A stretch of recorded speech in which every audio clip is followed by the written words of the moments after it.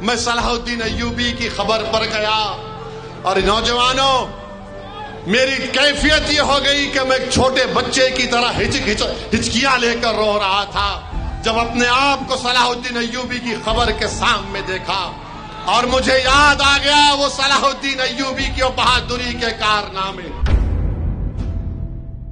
جو لوگ اپنے گھروں کی بربادی کو دیکھ کر بھی اپنی مہمان نوازی کو نہیں بھولتے، تم ان کو نہیں ختم کر سکتے ظالموں۔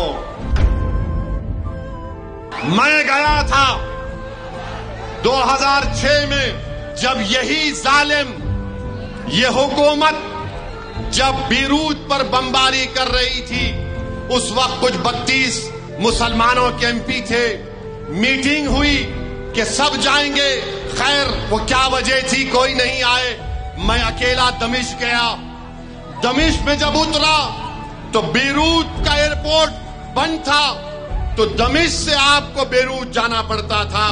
میں دمشق کو پہنچا، دمشق ایئرپورٹ پر انڈین ایمبیسی کا ایک آفیسر آ کر بولا کہ اویسی صاحب آپ دوسری فلائٹ سے واپس چلے جائیے۔ میں نے کہا میں نہیں جاؤں گا، میں دمشق کو آیا ہوں۔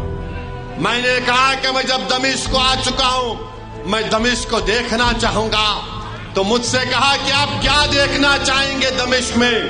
تو میں نے کہا میں دمشق میں حضرت بلال کی خبر پر جانا چاہوں گا، میں دمشق میں شہیدان کربلا کے مزارات پر جانا چاہوں گا۔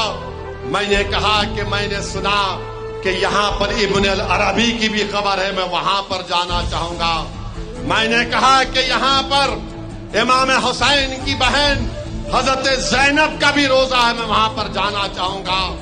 تو اس وقت کے انڈین ایمبیسیڈر یا جو بھی تھے انہوں نے کہا کہ اگر آپ دمشق میں ہی رکیں گے تو ہم آپ کے لیے ایک ندوے کے پڑھے ہوئے عالم دین تھے جو دمشق یونیورسٹی میں عربی کی تعلیم حاصل کر رہے تھے، مجھے ان کے ساتھ دے دیا، شاید وہ کہیں امریکہ لندن میں ہے مولانا وہ۔ خیر میں ان تمام مقامات پر گیا، حضرت زینب کے روزے پر گیا تو حیدرآباد کے ہمارے لوگ تھے بڑے خوش ہوئے۔ وہاں پر میں اس مسجد کے پاس بھی گیا جس کو مسجد امیت کہا جاتا ہے، اور اگر میرا حافظہ صحیح ہے تو ابو داؤد شریف کی حدیث ہے کہ حدیث شریف میں آیا کہ اللہ کے رسول صلی اللہ علیہ وسلم نے فرمایا کہ اس جگہ پر جب مسلمانوں کی فوج ہوگی تو اللہ دوبارہ حضرت عیسیٰ علیہ السلام کو بھیجائے گا اسی جگہ پر۔ میں وہ مسجد کو بھی دیکھا، پھر اسی مسجد کے ہاتھے میں ایک اونچے مینار میں کمرہ ہے جہاں پر امام غزالی رحمت اللہ علیہ بیٹھ کر اپنی کتاب کو لکھتے تھے۔ پھر میں پوچھا کہ مجھے ایک اور جگہ اس مسجد میں دیکھنا ہے، تو اس ندوے کے عالم دین نے مجھ سے پوچھا کہاں پر؟ میں نے کہا میں نے سنا کہ یہاں پر میرا ہیرو صلاح الدین ایوبی کی بھی خبر ہے۔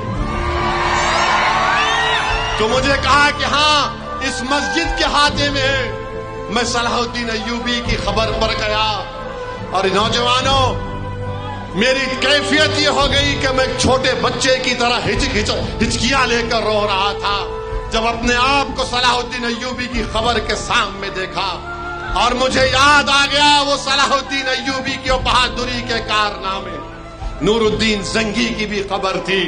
خیر اس کے بعد صبح میں نکل کر بیروت کو گیا۔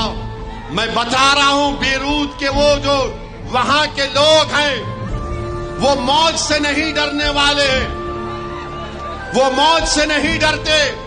یہ مغربی ممالک کے لوگ اگر یہ سمجھ رہے ہیں کہ 40,000 فلسطینیوں کو مار کر 12 لاکھ ساؤتھ لیبنان اور ساؤتھ بیروت کے لوگوں کو بے گھر کر کے وہ ان پر غلبہ حاصل کریں گے، ارے میں نے اپنی آنکھوں سے دیکھا کہ 15 مالہ بلڈنگ ہے، ڈیمالش ہو چکی ہے، لوگ اپنا سامان نکال رہے ہیں۔